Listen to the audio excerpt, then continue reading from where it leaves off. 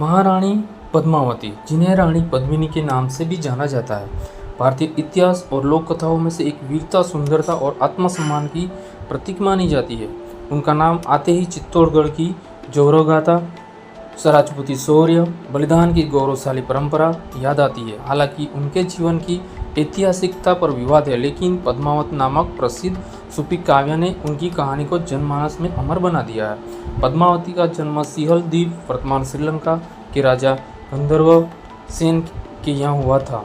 यह अद्वितीय सुंदरता, बुद्धिमत्ता और शौर्य की प्रतीक थी। यह भी कहा जाता है कि उनके पास एक बोलने वाला तोता हीरामन था, जिसकी बातों से चित्तौड़गढ़ के राजा रतन सिंह प्रभावित हुए। राजा रतन सिंह सिंहल गए और युद्ध या प्रतियोगिता के पश्चात रानी पद्मावती से विवाह कर उन्हें चित्तौड़ लेकर आए।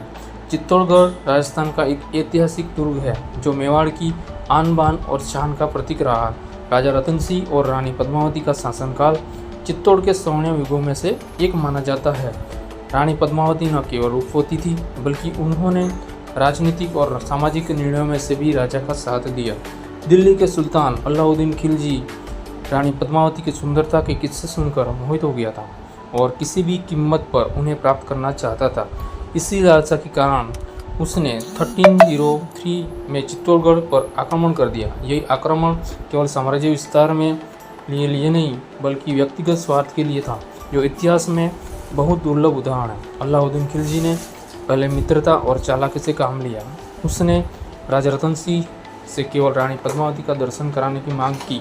जब यह संभव नहीं हुआ तो छल से राजा को बंदी बना लिया। इसके बाद रानी पद्मावती ने बुद्धिमानी से योजना बनाकर रतन सिंह को छुड़वाया, लेकिन अंततः खिलजी ने दूर पर घमासान युद्ध छेड़ दिया।